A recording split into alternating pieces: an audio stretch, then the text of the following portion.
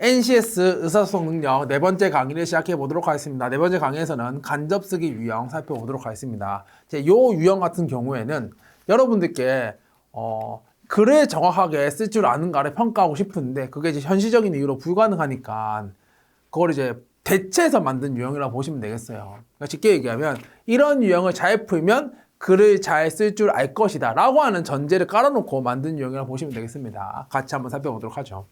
읽어보면 간접쓰기 문제는 글을 작성하는 능력을 간접적으로 평가하기 위해 만든 문항들로 이루어져 있습니다. 글을 작성하는 능력. 문서의 일부를 수정하거나 전체를 수정하는 유형의 문제가 출제되고요. 추가 자료를 제공하고 개요를 수정하게 하는 경우도 있습니다. 또한 글의 구조를 파악하는 도식화, 글의 순서를 바로잡는 문단별, 문장이 들어갈 적절한 자리를 찾는 문장 삽입 유형이 고루 출제됩니다. 이렇게 일단 큰 틀 잡고요. 세부적인 내용 전달해 보도록 하죠. 일단 첫 번째로 밑줄 수정이 있습니다. 밑줄 수정은 뭐냐?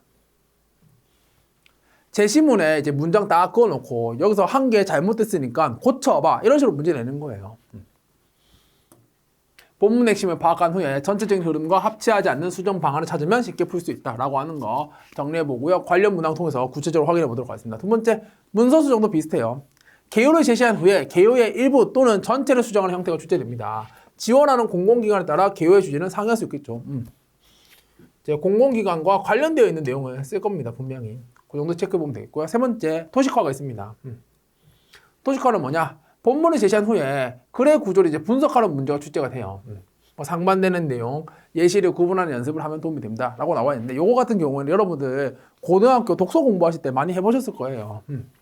글을 읽고 첫 번째 단락 내용은 이거고 쪼개지네. 두 번째 단락, 세 번째 단락. 쪼개지는데 네 번째 단락에서는 두 번째 단락과 연결이 되고 다섯 번째 단락은 세 번째 단락과 연결이 되고 요거 묶어서 여섯 번째 단락에서 마무리. 요런 식으로 그림을 정확하게 그릴 줄 아는가, 구조를 정확하게 파악할 줄 아는가를 묻는 문제가 도식화라고 보시면 되겠고 네 번째, 다섯 번째 좀 유사해요. 문단별은 뭐냐면 문단 섞어놓고 잘 배열해봐 이런 것들 확인하는 문제입니다. 문장 삽입은 문장 하나 빼놓고 여기서 어디에 들어가면 좋을까 찾아봐 라고 하는 문제가 되겠어요. 네 번째 유형과 다섯 번째 유형을 잘 풀려면 뭘 해야 되냐면 여기도 나와 있다시피 지시어랑 접속소를 조금 잘 볼 필요가 있어요. 지시어랑 접속사. 지시어랑 접속사. 예를 하나 들어보도록 하겠습니다. 뭐 여러 번 들어보셨겠지만 예를 들어서 문장이 있는데 그러한 이렇게 나와요. 갑자기 이렇게 나왔어요. 그러면 요 문장이 지문 첫 번째에 나올 수가 있을까요? 없을까요? 절대 없어요. 왜요? 그러한은 앞에 있는 내용을 가리키는 표현이거든요. 근데 앞에 뭐가 아무것도 없어. 그럼 이거 쓸 수가 있다고? 없다고. 그러니 여기에 포커스를 맞출 필요가 있겠죠. 또 하나 해볼게요. 갑자기 그들은 이렇게 해요. 근데 이 앞에 사람이 한 명도 안 나와요. 그러면 이거 바로 앞에 나올 수 있어요? 없어요? 없다고. 적어도 얘가 나오려면요. 요 앞에 사람으로 끝나면 안 되고 사람들. 왜요? 복수니까. 사람들에 해당하는 정보가 먼저 나온 다음에 얘가 나와야 돼요. 그러니 이런 지시어랑 접속사. 지시어랑 접속사, 지시어랑 접속사에 포커스를 맞추셔야 되겠네요.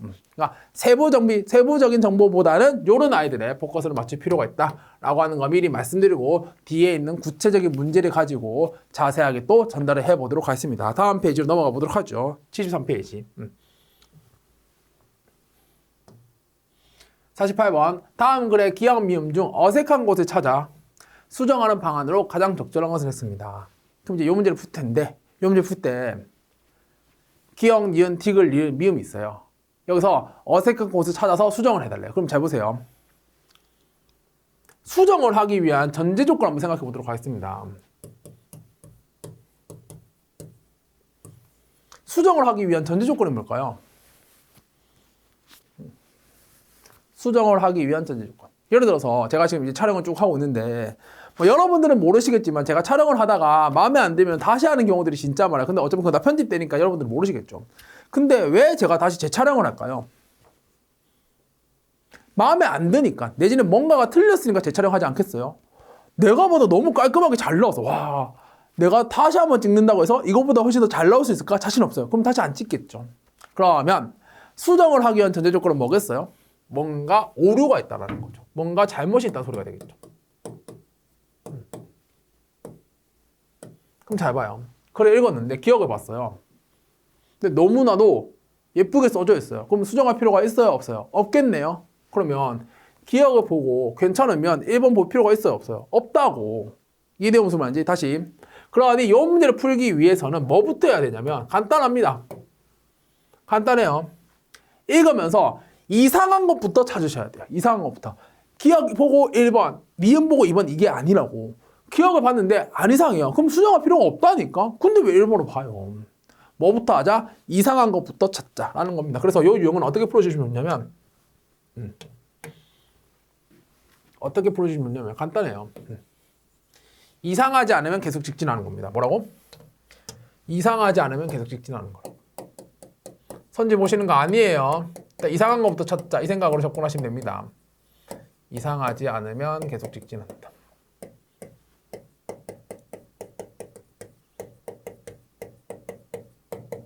라고 하는 거 보도록 하겠습니다. 다음 글에 기억 미음 중 어색한 곳을 찾아 수정하는 방안으로 적절한 것을 찾아달래요. 읽어보죠. 보시면 경영은 그 자체로 하나의 혁신 체계래요. 개인이 가진 여러 기술과 지식을 조직에 모은 것 그리고 그들이 함께 작업하는 과업을 만든 실용적 지식은 이 세계 최고의 혁신입니다. 이상한 거 없죠. 내려가세요. 경영 시스템은 현대 사회를 완전히 새로운 사회로 변화시켰습니다. 이는 개인 위주의 사회에서 조직 사회로의 이행을 의미하는 겁니다. 이것도 안 이상하네. 내려간다고. 내려가지 말고 그냥 쭉 내려간다고. 지문은 내려간다고. 경영 혁신과 같은 패러다임의 전환은 교육에서도 찾을 수가 있다. 이제 교육 얘기합니다. 일례로 대중교육의 확산을 불러온 것은 교육학의 발달이 아니라 교과서의 발명이래요. 산업화 시대 이후 교육이 확산되는데 가장 큰 역할을 한 것은 교과서의 출현. 요거 생각해보면 디귿도 이상하지 않습니다. 내려갑니다. 물론 교육의 가치와 교사 양성에 대한 공감과 관심이 확대된 것은 사실. 하지만 교과서가 없는 사회에서는요. 아무리 뛰어난 교사라고 하더라도 학생들에게 체험 위주 교육을 제공하기는 어렵대요. 교과서의 출현은 잘 훈련된 교사가 아니라도 많은 학생에게 지식을 전수할 수 있는 시스템을 만들어낸 것이다. 요 문장을 봤을 때 여기에 체험이 들어가면 될까요? 안 될까요? 안 되겠죠. 교과서가 있으니까 지식을 잘 전달할 수 있다. 교과서가 없는 사회에서는 아무리 뛰어난 교사라고 하더라도 교과서의 성격을 생각해 보면 학생들에게 체험 위주 교육이 아니고 지식을 제공하기 어렵다라고 내용이 들어가는 게 맞겠네요. 그럼 이상하죠. 그래 여기서 이상하다는 거 생각을 했었어야 돼. 그러면 이제 4번 봤더니만 뭐래요? 한꺼번에 여러 명을 지도하기 어렵다. 그래. 보시면 되겠죠. 지식을 전수할 수 있는 시스템 만든 거니까. 그래 4번 찍으면 되겠네. 망설일 이유가 없어.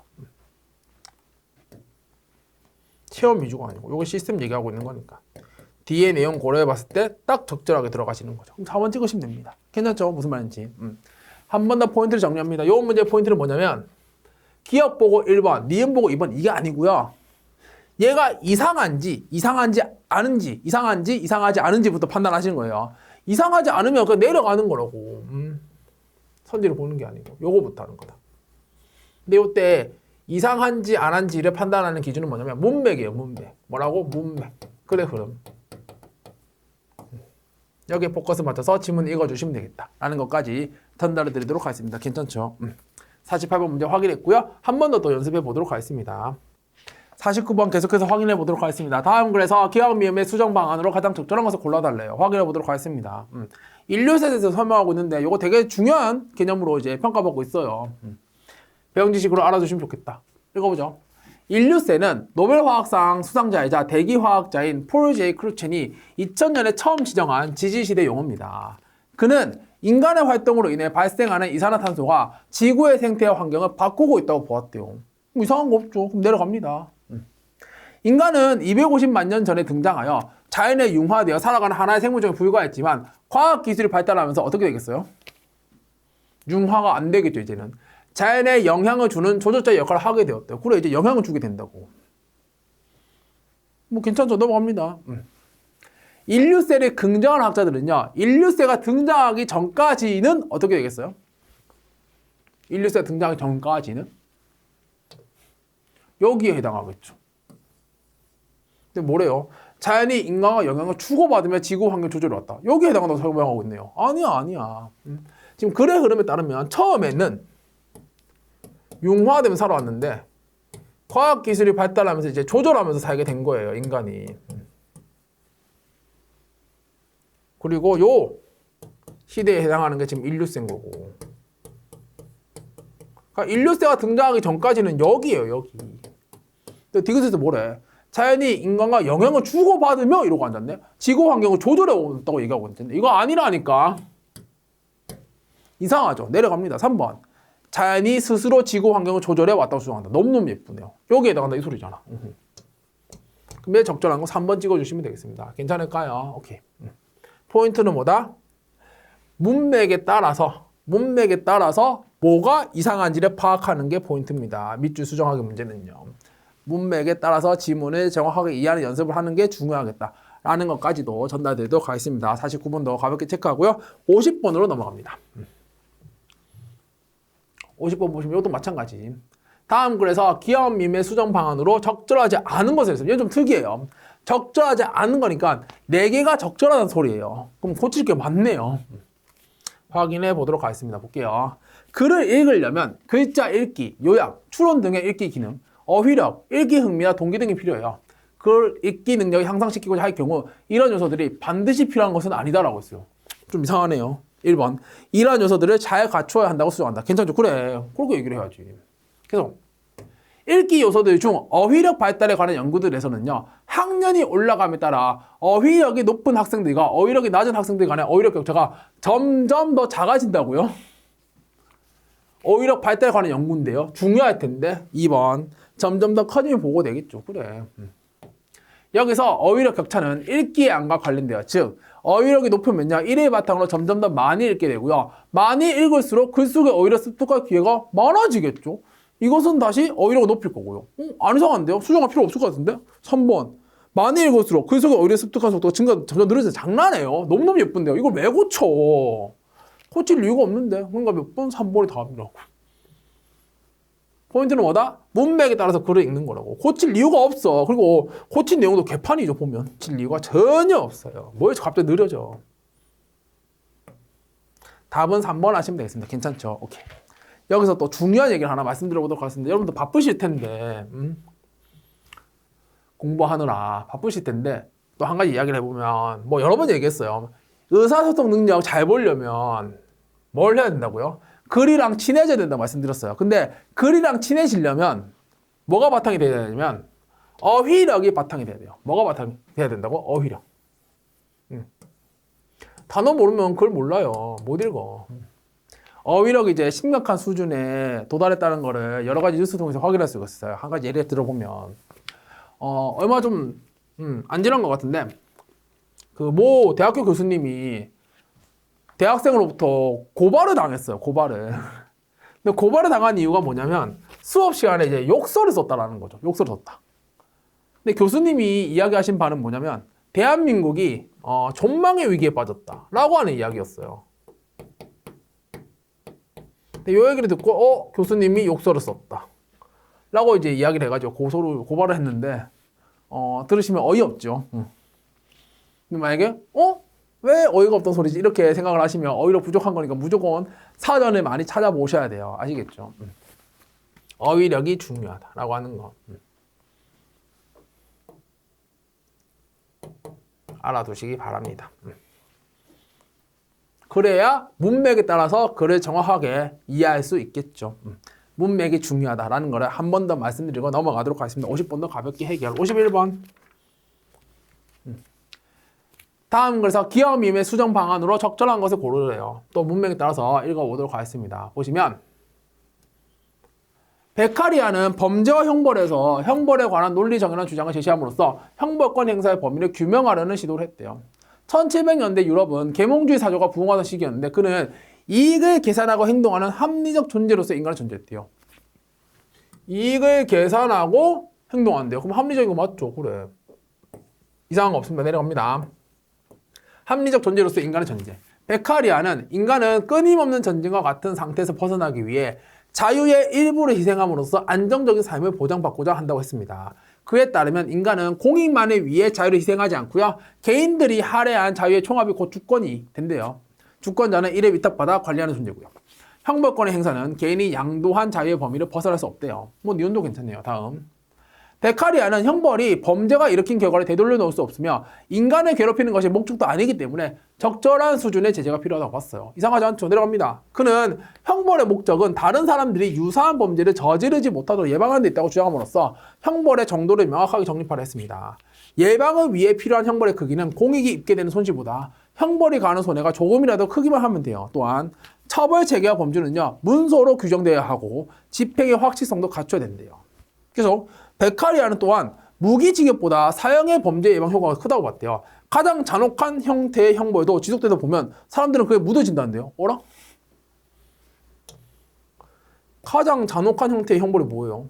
사형이잖아요. 근데 묻어진대. 그 말은 효과가 있다고 없다고? 없다고. 그 여기도 나오잖아. 지속적인 게 중요하다고. 그걸 생각해보면 뭐가 더 효과가 있겠어요? 당연히 무기징역 효과가 있겠네. 이상하죠? 그래, 이상하다고. 그럼 내려가, 4번으로. 받들면 뭐래요? 그래, 사형보다 무기징역으로 고치는 게 맞지. 4번 찍어주시면 되겠습니다. 문맥에 따라서 글 읽으시면 돼요. 어렵지 않죠? 할 수 있습니다. 51번도 가볍게 체크. 52번 넘어갑니다. 다음 글에서 기억미미의 수정 방안으로 적절한 것을 골라달라고 했습니다. 이것도 풀어보도록 하죠. 문맥에 맞춰서 글을 읽어보도록 하겠습니다.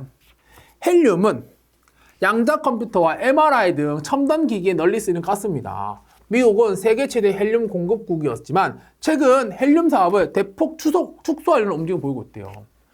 최대 공급국이었는데 여기 하지만 나와 있으니까 뒤집어져야 되겠죠. 괜찮네. 다음. 최근 미국 국토관리국의 대규모 헬륨 저장 시설이 매물로 나왔어요. 미국의 압축가스 협회는 미국 정부가 저장 시설을 처분할 경우 과학자들의 연구가 축소될 수 있다는 우려를 내놓았대요. 우려니까 괜찮네요.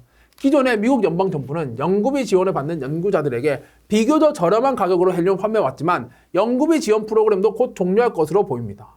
가볍고 반응성이 낮은 헬륨은 컴퓨터 칩과 같이 민감한 기술이 필요한 제품을 제조하는 데 매우 유용하게 쓰이고 있어요. 또한 MIR 기계는 어쨌든 이거나 뭐 양자 컴퓨터 내부의 초전도 자석을 냉각할 때 반드시 필요한 소재래요. 근데 이거 생각해보면 이거 MRI로 고치는 게 맞겠죠. 이거 오타네요, 오타.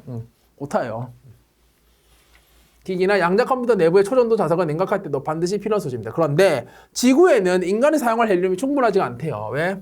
지각의 깊은 곳에서 방사성 붕괴를 통해 형성된 헬륨 중 일부만이 추출 가능하거든요. 그러면 기억, 니은, 디귿, 리을 다 괜찮네요. 그럼 다 몇 번? 5번 해야지.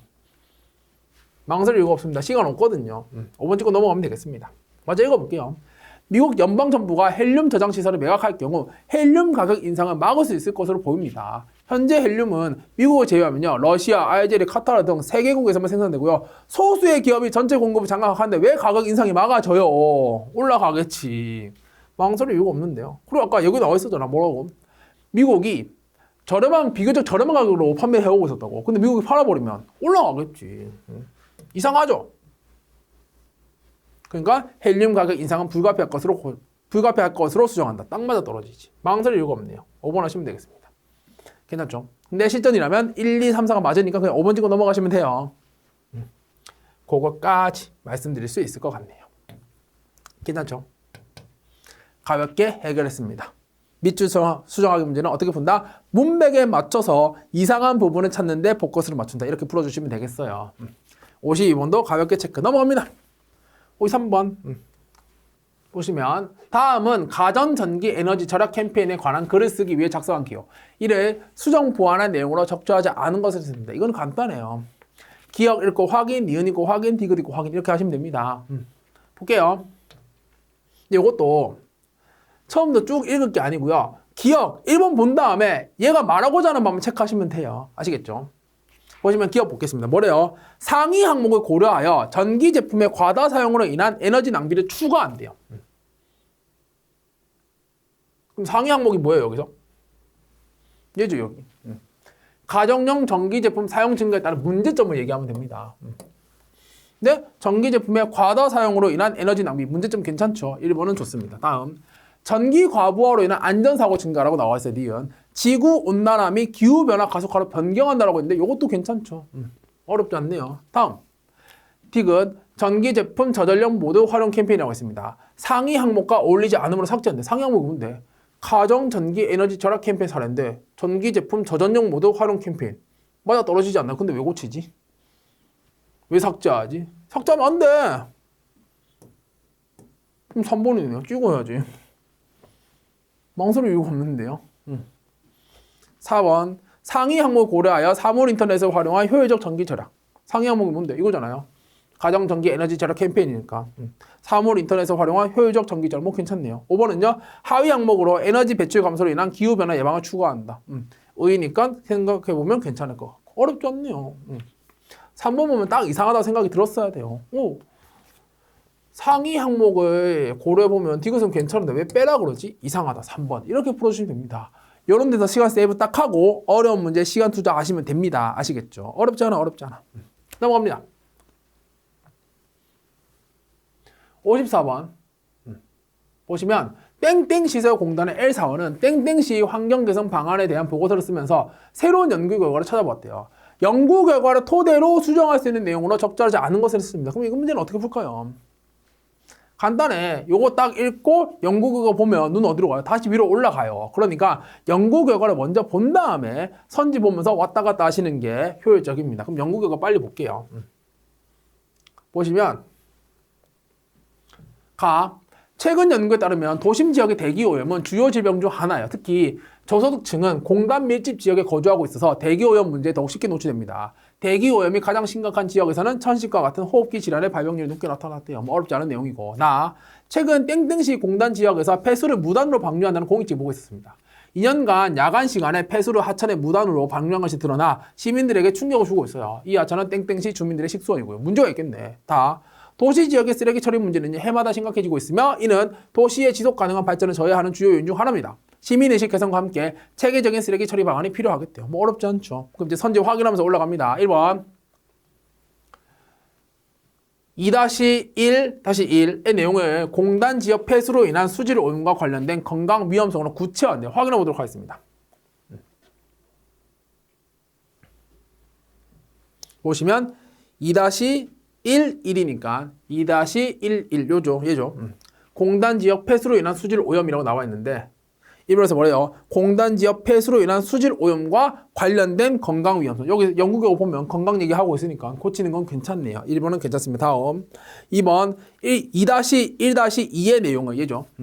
얘를 공단 지역 오염물질 방출로 인한 대기 오염과 관련된 건강 위험성 괜찮죠. 요 연구 결과를 고려하면 건강 위험성을 얘기하는 게 효과적입니다. 이것도 괜찮고 3번 2-2-2 얘죠.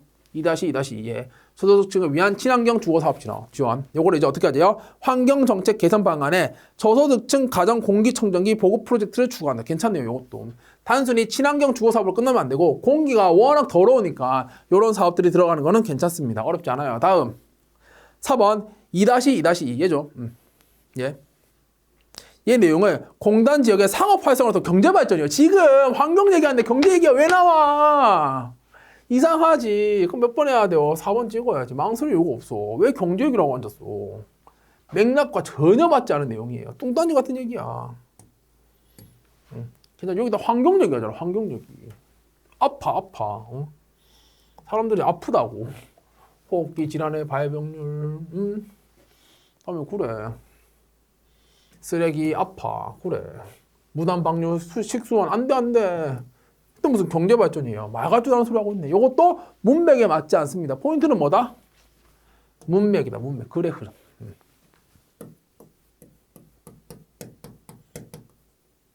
문맥에 맞춰서 글을 읽는 거 되게 중요한 작업이니까 이것도 잘 가져가 달라라는 말씀까지 드리도록 하겠습니다. 괜찮죠? 54번도 가볍게 체크합니다. 다음 페이지 보시면 55번 보기를 참고하여 개요를 수정 보완할 방안으로 적절하지 않은 것이 있습니다. 그럼 어떻게 볼까요? 얘도 개요 본 다음에 보기 보면 다시 개요 보잖아요. 그러니 그냥 보기 먼저 보고 따라가시면 되겠죠. 보기 보도록 하겠습니다. 보시면 뭐래요? 교육과정을 구성할 때, 교육과정을 구성할 때는요, 학습 목표를 먼저 설정하고 학습자의 특성을 파악해야 돼요. 그 다음으로 학습 내용을 명확하고 이해하기 쉽게 설명하되 학습자가 지식을 적용해 볼 수 있는 실제 사례나 연습 문제를 제시하는 것이 좋습니다. 마지막으로 강의의 학습 효과를 극대화할 수 있는 요약과 복습을 포함하는 것이 효과적이죠. 그래서 제가 이제 강의 진행할 때 어때요?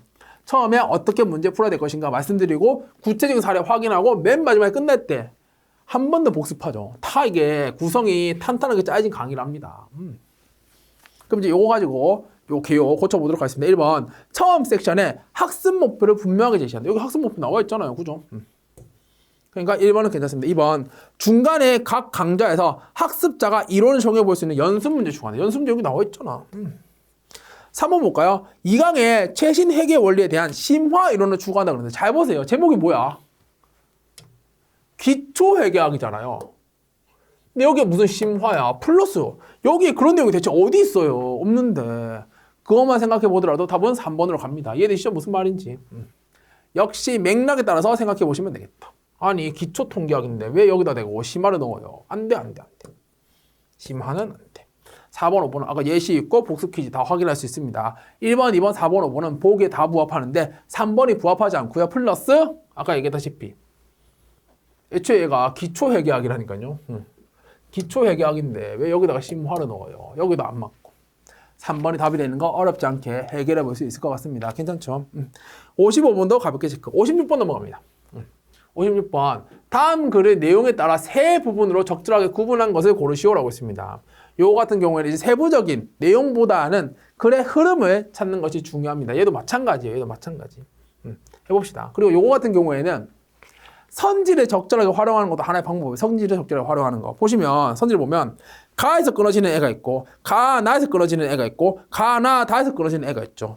가에서 끊어지는 게 2개, 가나에서 끊어지는 게 2개, 그다음에 가나다에서 끊어지는 게 1개 이렇게 있죠. 보통은 1개짜리 애 있죠. 1개짜리 애는요 답이 아니에요. 그럼 이제 어떻게 풀 수 있을까요? 가에서 끊어지는지 가나에서 끊어지는지 이 생각만 해보면 되겠죠. 읽어보도록 하겠습니다. 문학을 사회와 분리된 것으로 볼 수 있을까? 4.19 혁명은 미완의 혁명이라고 불리지만 1960년대 문학과의 관련성은 빼놓기 어렵대요. 한국전쟁이 시와 소설 창작에 영향을 주었던 것과 유사하게 민주화를 위해 투쟁했던 연대 기억은 작가의 손끝에서 재생산되고 확대되었대요. 관련이 있다 이 소리네. 그죠? 관련이 있다 이 소리고. 그럼 여기서 끊어질 것인가 말 것인가 그 생각을 해보면 돼요. 1960년대는 문학 담론이 터져 나온 시기이기 도했대요. 얘랑 지금 연결하고 있네요. 도라는 표현을 통해서. 그래. 그래서 이 시기 순수 문학과 차면 문학 사이에서의 첨예한 담론이 전개되었음을 부정하기 어려운 사실.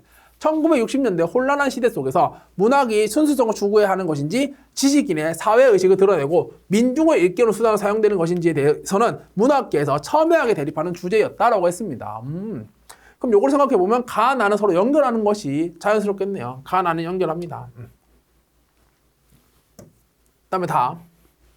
그럼 이제 남은 게 뭐예요? 가, 나 연결했으니까 2번, 3번이죠. 그럼 이제 다, 나를 끊을 것인가 말 것인가가 중요하겠네요. 봅시다. 1960년대 초반 문학계의 논의를 살펴보면 미완과 좌절의 경험에서 잉태된 뿌리 깊은 고뇌가 관찰됩니다. 혁명으로 대통령이 하야했으나 또다시 발생한 군사 쿠데타 때문에 좌절했던 지식인들은 지식인은 어떤 존재여야 하는지 실패의 경험에서 어떤 교훈을 얻어야 하는지 고민했대요. 홍사중은 5.16 군사 쿠데타 이후에 지식인들을 비판하고 순수 문학과 단절하고자 하는 의지를 드러낸 지식입니다. 와우. 나 뭐예요? 예시네요. 허허. 예시는 무조건 연계됩니다. 그죠? 그러면 이제 다와 라가 묶여야 되겠다라는 걸 잡을 수가 있어요. 이렇게. 그럼 이제 가나 묶고 다라 묶고 마 남았으니까 정답은 3번 하시면 되겠네요. 그래서 좀 디테일하게 들어갈 필요 없어요. 글의 흐름을 잘 따라가면 문제는 맞힐 수 있습니다. 아시겠죠? 그리고 선지를 적극적으로 활용해달라고 하는 거. 왜요? 어차피 우리의 목표는 답 맞추는 거잖아요. 그럼 이제 효과적으로 문제를 풀어야 될 필요가 있으니까 선지를 적극적으로 활용해달라고 하는 거. 또 계속해서 확인을 시켜드릴 겁니다. 아시겠죠? 선지 활용. 56번도 이 정도로 정리. 다음 57번. 다음 글의 논리적 구조로 분석하도록 가장 적절한 거. 요 문제가 만약에 시험에 떴다. 그러면 이제 어려울 수 있어요. 아시겠죠? 어려울 수 있어요. 요게 이제 구조도 그리는 건데, 너무 말고 구조도 그리는 건데, 요거를 이제 어떻게 풀면 좀 더 빨리 풀 수 있냐면 일단 기본적으로 결론부터 찾으세요. 결론부터. 아시겠죠? 근데 여기서는 결론이 좀 간단하게 잡혀요. 얘도 선지 활용하는 거예요. 1번은 미음이 결론, 2번은 미음이 결론, 3번은 디귿, 리음, 미음이 합쳐져서 결론, 4번은 미음이 결론, 5번은요? 리음, 미음이 합쳐서 결론이래요. 그럼 일단은 미음이 뭔가 중요한 얘기인가 봐요. 그럼 일단 미음부터 보는 거예요. 보시면 나르시시즘이 뭐가? 나르시시즘이 극단으로 치달을 경우 스스로를 통제하지 못하여 타인을 불행하게 하거나 한니발, 렉터와 같은 끔찍한 범죄자가 될 수도 있다가 미음이에요. 그 다음에 이제 아까 선지 봤을 때 디글리엘이 뭔가 관련이 있나 봐요. 그럼 디글리엘도 같이 읽어볼게요. 정신분석학자들은 한니발 렉터와 같은 캐릭터를 극단적인 나르시스트라고 부른대요.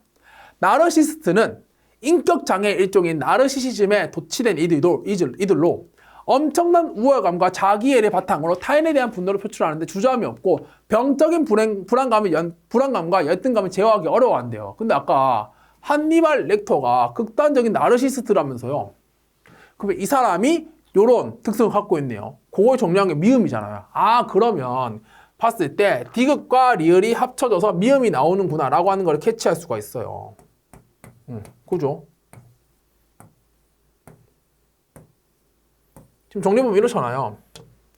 한니발. 이분이 지금 극단적인 나르시스트래요. 맞죠? 근데 나르시스트는 이러한 특성을 갖고 있대요. 그래서 미음에서 뭐래요? 한니발은 이런 특성을 갖고 있다. 이렇게 얘기하고 있는 거잖아요. 그러니 디귿, 리을이 합쳐져서 미음으로 내려온다는 걸 확인할 수 있어요. 그렇게 생긴 애가 있어요? 있죠. 어디에? 1번이요. 그럼 1번이 답이라고. 이에 대해서 무슨 말인지? 일단 이 문제 같은 경우에는 선지를 활용하시는 거예요. 선지를 활용함으로써 뭐부터 하냐면 결론부터 찾는 거예요. 결론부터. 요새 걸로 썰로 좀 잘 보여야겠죠. 결론부터 찾아서 거꾸로 올라가시는 거예요. 거꾸로. 순진하게 푸는 게 아니고. 선지 봤을 때 뭔가 미음이 중요하다는 느낌이 오잖아요. 그럼 미음부터 봐. 보고 디귿 리을이 계속 연관이 되잖아. 그럼 디귿 리을 봐. 디귿 리을 봤을 때 얘랑 지금 합쳐서 이 결론을 끌어내고 있네. 그럼 딱 이렇게 생겨야지. 그렇게 생긴 애가 있어요? 있네. 1번이 답이라고. 이렇게 선지를 활용해 주시면 되겠습니다. 괜찮죠? 근데 만약에 이렇게 생긴 애가 두 개예요. 그럼 어떻게 하면 돼요? 그 나머지 거 일단 지우고 요 두 개 비교해 보면서 선지 끼워 맞추시면 답 나와요. 어렵지 않게 해결할 수 있습니다.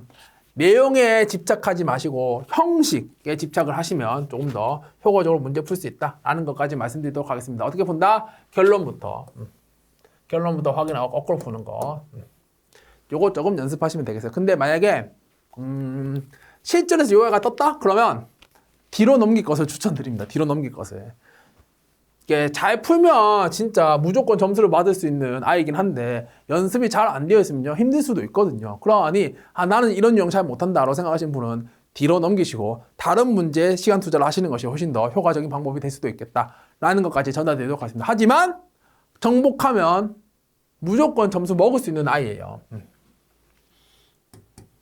여러 가지로 고민을 해달라라는 말씀까지 드리도록 하겠습니다. 57번 1번 정답 찍어주시면 되겠습니다. 다음 58번 선지를 적극적으로 활용해달라. 다음 글의 논리적 구조를 순서대로 가장 바르게 분석한 것은 했어요. 나와 있는데 밑에 선지 보세요. 로봇에 찬성, 반대, 반대, 찬성, 찬성, 반대, 반대, 찬성, 찬성, 반대. 일단 찬성이 먼저 나오는지 반대가 먼저 나오는지부터 확인해야 되고요. 그 다음에 찬성의 근거, 반대의 근거 확인해 보시면 되겠네요. 일단 잡았어요. 이제 보도록 하겠습니다. 보세요. 그런데 첫 번째 마지막 문장. 로봇세를 부과할 경우 누가 세금을 내야 할 것인지가 문제가 된대요. 두 번째로 찬성하는 입장. 찬성이 먼저 나오네요. 찬성하는 입장에서는 뭐래요? 로봇이 납세 의무자로서 소득세를 납부할 수 있도록 인격을 부여해야 된대요.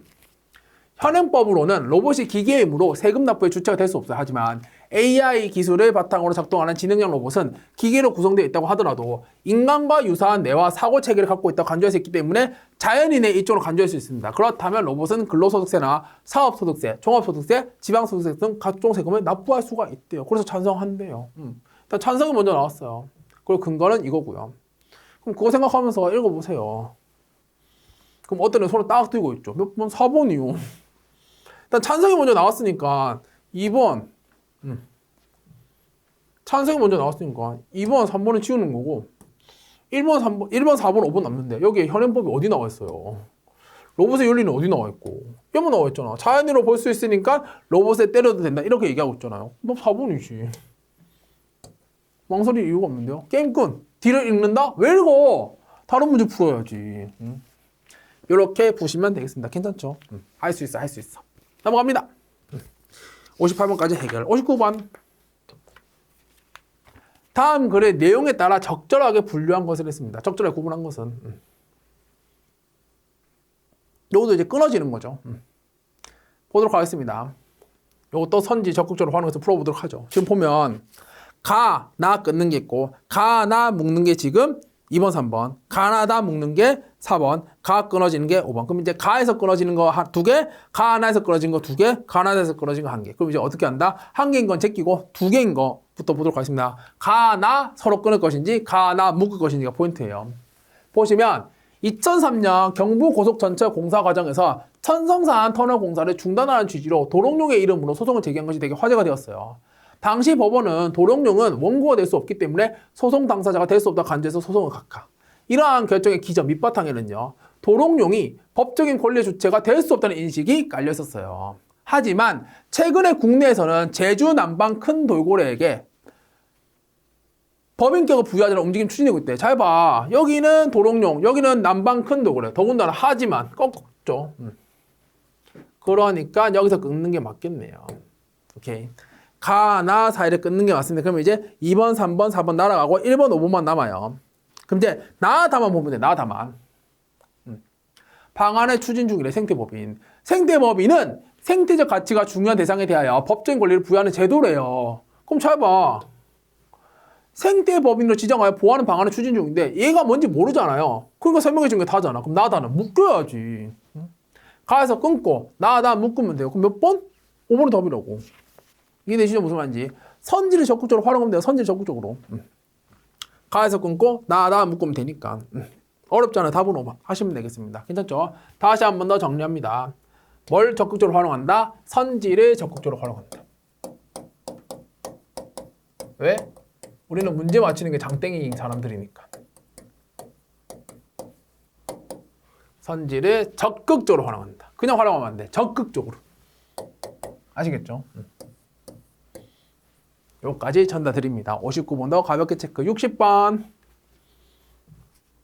60번부터 계속해서 확인해 보도록 하겠습니다. 다음 글의 논리적 순서대로 나열한 것을 물어봤습니다. 근데 이거 잘 보세요.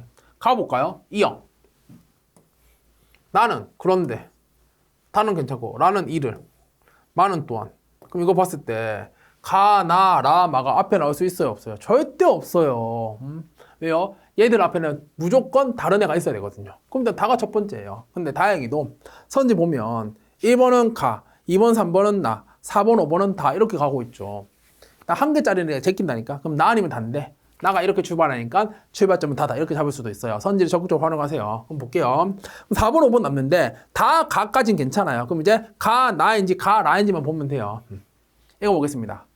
특정 주제를 깊이 있게 탐구하기 위한 독서는 지식을 습득하고 이를 비판적, 종합적으로 탐구하는 독서입니다. 이러한 독서는 목차나 책 전체를 훑어보아 글의 전체 구조를 파악하고 필요한 부분을 찾아 중점적으로 읽을 내용을 선별하는 것으로부터 출발한대요. 이어 독자는 글 표면에 드러난 내용을 정확하고 충분하게 읽기, 글 이면의 내용을 추론하고 비판하며 읽기, 여러 관점을 비교하고 종합하며 읽기와 같은 방법을 적절히 조합하여 선별한 내용을 읽게 됩니다. 이 과정에서 독자는 자신의 배경 지식과 새로이 얻은 지식을 통합하여 의미를 구성한다. 여기까지 괜찮아요, 지금. 그럼 이제 가, 나인지 가, 라인지만 보면 돼요. 나와볼까요? 그런데 이렇게 개인의 머릿속에서 구성된 의미, 얘네 의미를 구성. 이렇게 개인의 머릿속에서 구성된 의미 딱 봤죠. 는 다른 사회 구성원들과의 상호작용을 거쳐 재구성된데 따라서 특정 주제를 깊이 있게 탐구하기 위한 독서의 의미 구성은 개인적 차원뿐 아니라 사회적 차원에서도 이루어지는 것으로 이해되어야 한대요. 딱 받아서 설명하고 있으니까 흐름 괜찮죠. 그럼 이제 나와볼까요? 이를 감안하면 특정 주제를 깊이 있게 탐구하기 위한 독서에는 기록의 역할, 갑자기 기록이요? 안 맞네. 아하. 그러면 어떻게 되겠어요? 다, 가, 나 이렇게 돼야 되지. 거기 생긴 애가 4번에 있네. 그럼 4번이 답. 이렇게 보시면 되겠습니다. 다시 한 번 더. 문맥 중요하고요. 문맥. 두 가지 얘기할게요. 문맥 중요하고 선지를 적극적으로 활용하자. 그리고 문맥 파악할 때 중요하게 가져가야 될 I는 지시어 랑 접속사다 라고 하는 것까지 정리를 하도록 하겠습니다. 너무너무 중요해. 아무리 강조해도 지나침이 없습니다. 60번까지 정리했고요. 넘어가도록 하겠습니다. 61번. 다음 글의 논리적 순서에 따라 나열해 봅시다. 또 얘는 또 시작점이 있네요. 아예 그냥 보도록 하겠습니다. 1945년 해방 직후 국외에 체류하던 한국인들의 귀환이 본격화되었어요. 식민지 조선의 상황에 비해 만주, 간도 등으로 이주했던 사람들, 강제로 일본에 끌려갔던 사람들은요, 부푼 꿈을 안고 이제 해방 공간으로 밀려들었대요. 오케이, 여기까지 좋습니다. 그럼 이제 또 선지 확인해 봐야 되겠죠. 선지 보시면요, 가가 2개, 나가 2개, 다가 1개네. 그럼 다는 아니에요. 일단은 그 가 아니면 나예요. 그럼 봅시다. 가부터 읽어볼게요. 일본 정부는 이들이죠. 뭔가 요건 괜찮아요. 이들의 귀환 희망 여부와는 무관하게 신경 안 쓰고 강제 동원으로 일본에 있던 제일한인부터 본국으로 송환하고자 했대요. 다만 광업 등 노동력이 산업 유지에 반드시 필요한 분야에 한해서는 노무자가 희망할 경우 일본 체류 기간을 연장했답니다. 강제 동원이 아닌 다른 이유로 일본에 체류하던 이들에 대해서는 대책이 마련되지 않았대요. 가가 이렇게 나와볼까요? 1945년 당시 일본에 체류하던 한국인이 어느 정도의 규모였는지는 정확하게 알려져 있지 않지만 대략 200만 명 정도였을 것으로 보입니다. 제일한인 다수는 귀환을 바랬지만 공식적인 귀환 계획이나 정책이 부재한 혼란스러운 상황이었대요. 그러니까 일본 정부가 이렇게 한 거죠. 그럼 일단 나가 먼저네요. 나가. 오케이, 그러면 이제 3번, 4번 중에 하나인데 아까도 얘기했다시피 상황이 이러니까 일본 정부가 이렇게 한 거 아니겠어요? 그죠? 그럼 다음 번 볼까요? 배로 이동할 수 있는, 갑자기요? 이상하죠. 나가 가는 게 맞겠다. 그러면 이제 다음은 몇 번? 3번이 되겠네. 그렇죠. 그러니까 이제 누구는 보내주고 누구는 안 보내주니까 이렇게 되는 거죠. 배로 이동할 수 있는 부산으로 연락선을 운행하기 시작하면서 이제 가려고 했다. 이렇게 흘러가는 거죠. 나가다라 하시면 되니까 정답은 3번 하시면 되겠습니다. 괜찮죠? 선지 적극적으로 활용하고요. 문맥 잘 파악하면요. 문제 풀립니다. 할 수 있어요. 할 수 있어요. 세부적인 파악하는 거 중요하지 않고 여기서는 200만 명이었는지 300만 명이었는지 안 중요해요. 안 중요해요. 여기서는요. 글의 흐름이 훨씬 더 중요하다라는 것까지 말씀을 드리도록 하겠습니다. 61번 정리. 62번. 다음 문단은 또 논리적으로 배열해 달래요. 해봅시다. 이것도 첫 번째 스타트가 있네요. 보시면 헐버트는 조선 정부가 설립한 최초의 서양식 교육기관인 유경공원의 교사로 일하였는데 20여 년 한국에 생활하면서 교육자이자 한글학자, 역사학자, 언론인, 선교사, 독립운동가로서 조선을 위해 헌신했답니다. 헐버트는 직접 한국어, 한글을 배운 후에 그 우수성을 알린 최초의 언어학자랍니다. 너무너무 감사한 분이네요. 그는 언어학과 문자학에 대한 지식을 바탕으로 세종대왕의 한글 창제 취지를 분석하고 한글이 음소 문자로 완벽하다고 평가를 했답니다. 오케이, 좋습니다. 그럼 이제 또 선지 확인해 보도록 하죠. 뭐래요? 1번, 2번은 가로 시작, 3번은 나로 시작, 4번, 5번은 다로 시작하네요. 그럼 3번은 다 제끼입니다. 그럼 이제 가로 출발할지 다로 출발할지 보도록 하죠. 가보면 헐버트가 생각한 완벽한 문자는 모든 소리를 명료하게 포함할 만큼의 글자 수가 있으면서도 너무 글자 수가 많아서는 안 된다고 보았대요. 산스크리트 문자도 한글과 마찬가지로 음소 문자이기는 하지만 한글은 음소 문자적 기능 면에서 더 완벽했대요. 요 문장과 요 문장을 고려해보면 가로 출발하는 거는 괜찮을 것 같아요. 다 볼까요? 그는 한글의 문자 과학적 특성을 파악하기 위해 일본의 문자와 중국의 한자, 로마자, 알파벳, 산스크리트 문자와 비교했습니다. 특히 눈에 띄는 것은 산스크리트 문자와의 비교 부분이래요. 아, 그래서 이 내용이 나온 거군요. 그러면 가로 출발하는 게 낫겠어요? 다로 출발하는 게 낫겠어요? 다로 출발하는 게 낫겠네. 그죠? 그럼 다로 출발. 그럼 이제 4번, 5번 났습니다. 그럼 다 가까지는 괜찮아요. 다 가까지는. 그럼 이제 가, 나인지, 가, 라인지만 보면 돼요. 보시면 그는 문자 과학적 특성이죠. 뿐만 아니라 한글의 기하학적인 디자인에도 주목했대요. 그래서 너무너무 예뻤대. 라는요. 이러한 평가를 두고 있대요. 그럼 앞에 평가 다 나와야 되죠. 그러니까 나가 마지막이겠네. 그럼 이제 정답은 4번. 다가 나라 이렇게 되는 거죠. 이해되시죠? 무슨 말인지. 구체적인 정보를 파악하는데 포커스를 맞출 필요가 없어요. 이게 산스크리트인지 일본어인지 관심 없다고. 포인트는 뭐다? 흐름에 맞는 배치가 무엇인지 생각해 보시면 되고요. 그때 활용해야 될 것은 아까 얘기했다시피 지시어랑 접속사다라는 거 말씀을 한 번 더 드립니다. 너무너무 중요하기 때문에 62번 더 가볍게 체크합니다. 다음. 네, 63번부터 계속해서 확인해 보도록 하겠습니다. 다음 글의 논리적 전개에 따라 적절하게 나열한 것은 했습니다. 요것도 이제 순서 한번 같이 맺혀보도록 하죠. 일단 요것도 시각점 있으니까 같이 읽어보도록 하겠습니다. 현대 도시에서 광장은 어떤 공간인가 물었네요. 그럼 답을 찾아야죠. 광장의 사전적 정의는 넓게 비어있는 곳을 의미하는데 땅의 용도가 정해져 있지 않으므로 어떤 형태로도 활용될 수 있는 공간이에요. 이러한 광장의 특성은 시민에게 해방감을 주는 통로이자 연대하고 의견을 표출하고 제공하는 토대가 되어왔다고 얘기했습니다.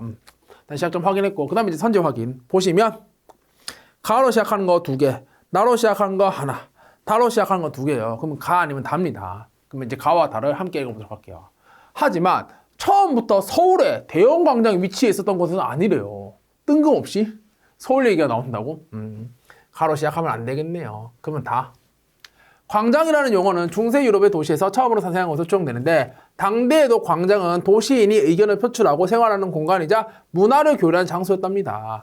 광화문 광장은 시민들의 의견을 드러내는 공간으로 널리 사랑받고 있대요. 다로 시작하면 괜찮겠네요. 그럼 이제 4번, 5번 중에 하나입니다. 괜찮죠? 근데 이제 저는 느낌이 왔어요. 광화문 광장이라는 단어 때문에. 이거 서울에 있는 거잖아요. 그러니까 이거 나오는 거지. 하지만 처음부터 서울에 대형 광장이 위치해 있었던 것은 아니다. 그럼 이제 다와 가로 딱 연결이 되겠네. 답은 4번이네요. 그러면 다가 나라마 게임 끝.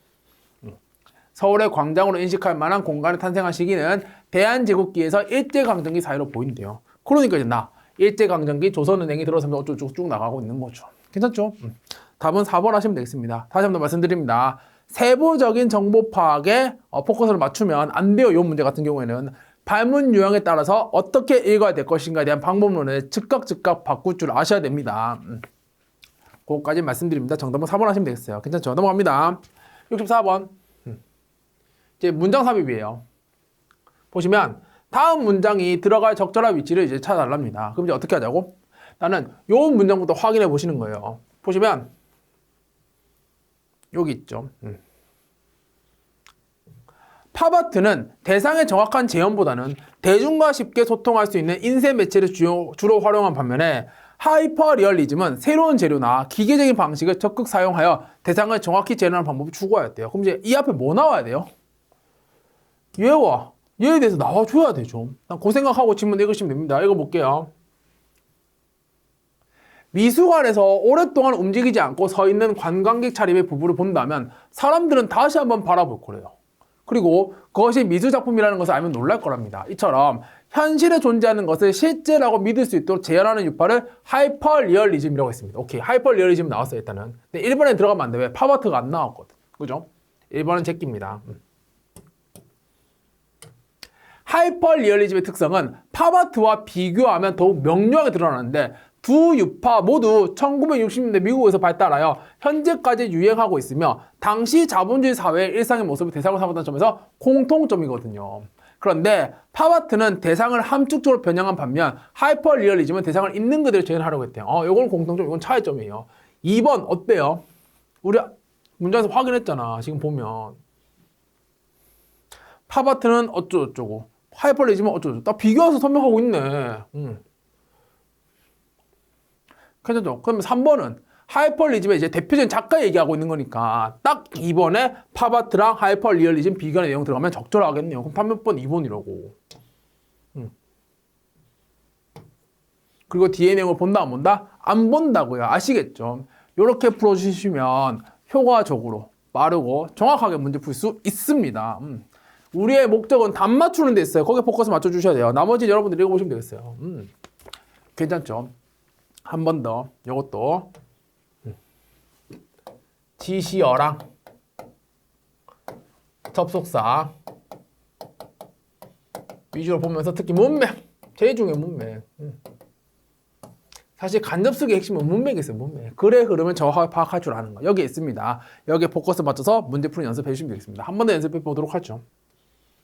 65번 다음 문장에 들어갈 곳으로 가장 적절한 것을 했어요. 어떻게 보자?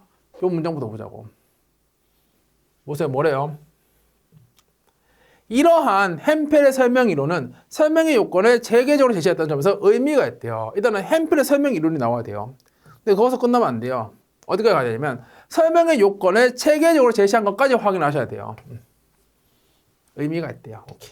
느낌 옵니다. 해볼게요. 설명이란 무엇일까? 물었네요. 과학 철학은 설명의 정의를 명료화하기 위하여 여러 가지 설명 이론을 제시해 왔습니다. 햄펠은 설명 이론을 체계적으로 정립했는데 그는 설명이 되기 위해서는 몇 가지 요건을 충족하는 논증이 되어야 한다고 해요. 와우! 이게 뭐겠어요? 설명의 요건이지. 그럼 설명해야 돼요. 기본적으로 논증이란 전제로부터 결론이 논리적으로 도출되는 형태래요. 따라서 설명이 논증이 되기 위해서는 설명하는 부분인 설명하는 정제, 설명되어야 하는 부분인 피설명항은 결론. 햄펠은 설명이 되기 위한 세 가지 조건을 제시했답니다. 첫 번째는 뭔데? 설명항에는 보편법칙이 있어야 한다는 거. 두 번째는 보편법칙이 구체적으로 적용되는 맥락인 선행 조건이 하나 이상 있어야 한다는 거. 세 번째는 피설명항이 설명항으로부터 건전한 논증을 통해 도출되어야 한다는 겁니다. 이게 뭔데? 설명의 요건이죠. 잘 정리했네요. 잘 정리했는데 갑자기 뜬금없이 3번. 하지만 햄펠의 이론은 추상적인 문제에 대해서는 완벽하게 대응하지 않는다는 문제가 있대요. 문제점을 지적하고 있습니다. 그리고 뒤에 보완하기 위해서 새로운 거 나왔다라고 얘기하고 있어요. 근데 얘는요. 의미가 있으니까 긍정적인 부분이잖아요. 그러니 어디 앞에 들어가면 되겠어요? 요 부정적인 내용 나오는 앞에 딱 들어가면 되겠네. 몇 번 정답? 3번 정답이 되겠습니다. 괜찮죠? 문맥을 파악하시면 되겠습니다. 뭐를 파악하자? 문맥을 파악하자. 문맥을. 그리고 이때 활용하면 좋을 게 뭐다? 지시어랑 접속사. 하지만. 그러니까 여기 앞에는 긍정적인 내용이 들어가야 돼요. 긍정적인 내용 여기 딱 있잖아. 그러니까 3번에 들어가면 되겠다라는 걸 생각해 볼 수 있죠. 충분히 할 수 있습니다. 65번도 가볍게 체크합니다. 66번. 다음 문장에 들어갈 가장 적절한 위치는 했어요. 그럼 이것부터 보셔야 돼요. 보시면 뭐래요? 문학이 대중화되고 서양화 등 새로운 미술 장르가 등장했으며 이러한 새로움을 바탕으로 다양한 예술적 시도들이 이루어졌대요. 저는 느낌이 왔어요. 뭘? 요것 때문에. 다양한 예술적 시도. 그럼 뒤에 뭐 나와야 돼요? 다양한 예술적 시도들이요.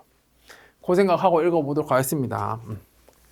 과거의 사람들이 향유할 수 있는 문화적 자원은 한정적이었어요.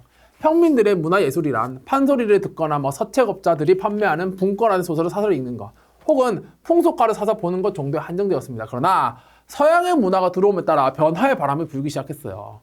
독립협회 등에서 신문을 발간했고요. 개화기에 이르러서는 신체시 등의 새로운 문학 장르도 등장했습니다. 1920년대 한국 예술은 수많은 매체들이 등장하면서 그 어느 때보다도 큰 변화를 겪던 시기예요. 신문이 보편화되고 영화나 만화 등 기존에는 존재하지 않았던 다양한 매체들이 등장했답니다. 이 시기에 문학계에서 갑자기 문학 나오네요.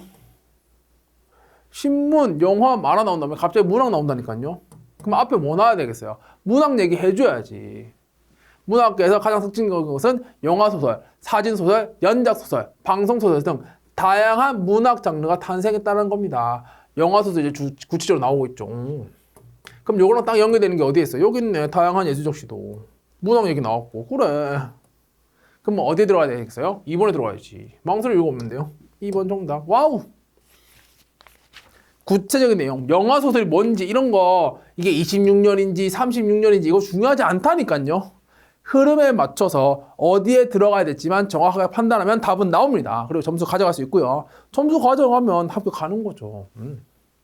괜찮을까요? 이렇게 문맥에 집착해서 문제 푸는 연습을 해주시기를 간곡하게 부탁드립니다. 그럼 이제 오늘의 마지막 문제.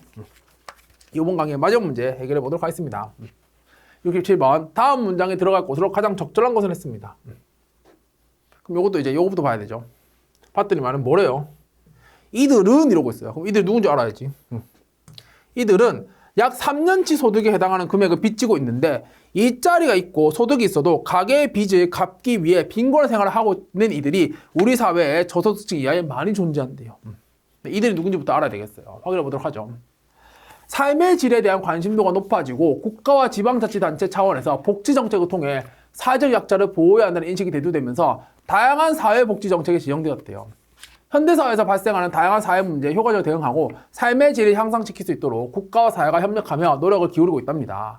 우리나라의 사회복지 대상자들은 소득이 거의 없거나 일자리가 없어서 경제적으로 자립하기 어려운 경우가 많아요. 정부는 사회적 약자를 위한 생산적 복지를 늘리고 최저 생계비를 보장하는 등 국민이 최소한의 생계를 영위할 수 있도록 돕고 있대요. 하지만 최근 사회복지 대상자들, 여기서 이들은 사회복지 대상자 정도가 되겠네요. 사회복지 대상자들의 경제적 자립은 점점 어려지고 있는데 대표적인 원인이 가계부채래요. 아, 빚지고 이거 나오네. 우리나라의 하위소득 20%에 해당하는 가구의 금융부채 비율은 가처분 소득 대비 275.1%래요. 가처분 소득 대비 275.1%래. 이거 무슨 뜻이에요? 내가 소득이 100인데 이렇게 쓰면 좀 잘 안 보이려나? 그러니까 가처분 소득은 쉽게 얘기하면 내가 쓸 수 있는 소득을 얘기하는 거예요. 내가 쓸 수 있는 거. 그러니까 내가 쓸 수 있는 비용이 100만 원인데 내가 갖고 있는 빚은요 275만 원이다 이 소리예요. 그럼 뭐예요? 딱 3년치 소득이죠. 약 3년치 소득. 그죠? 그럼 어디 가면 되겠어요? 딱 3번이지.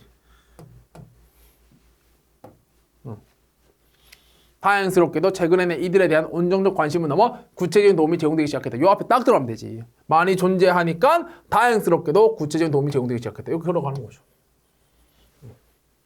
요 생각하면 여기에 들어가면 된다라는 거 잡을 수 있습니다. 역시 뭔데? 문맥이 중요하다고. 문맥이. 구체적인 내용이 중요한 게 아니라니까요. 문맥에 맞춰서 여기에 들어가면 되겠다. 이 생각만 하시면 정답은 잡힙니다. 그것만 하시면 되죠. 우리 그거 알려주면 여기 앉아있는 거잖아요. 괜찮을까요? 오케이. 문맥이 되게 중요하다라는 것까지 말씀드려보도록 하겠습니다. 여기까지 하면 이제 우리 간접쓰기에 대한 유형이 다 정리가 됩니다. 정리해보도록 하겠습니다. 여러 가지 유형이 있었어요. 밑줄 수정하기라든지 개요 수정하기라든지 도식화라든지 등등등등 문장 집어넣고 하는 거라든지 등등등등 많았어요. 근데 포인트는 뭐였어요? 포인트는? 문맥, 글의 흐름에 맞춰서 지문 내용을 처리하는 거였습니다. 이때 활용하면 좋을 아이템이 두 가지였어요. 첫 번째는 지시어. 그다음 두 번째가 접속사였습니다. 요 두 가지 아이템을 효과적으로 활용함으로써 문맥을 잡아내는 연습을 주구장창 해주시면 요 문제는 껌이에요, 껌.